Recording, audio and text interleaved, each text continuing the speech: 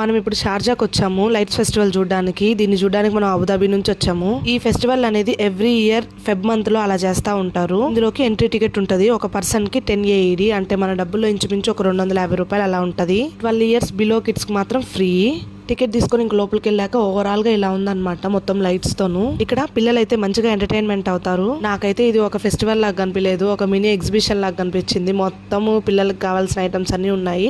And ఇక్కడ food stalls కూడా ఉన్నాయన్నమాట. మనకు నచ్చినవి కొనుక్కుంటూ తింటూ మంచిగా మనం కూడా ఎంజాయ్ చేయొచ్చు. ఇంకా బాబు మన మాట వింటాడా, ఇంకా ఆయన మాట మనం వినాల్సి వస్తుంది అనమాట ఇలాంటి ప్లేసులకు వచ్చాక. సరే అని చెప్పేసి ఇందులో ఎక్కుతా అన్నాడు అనమాట.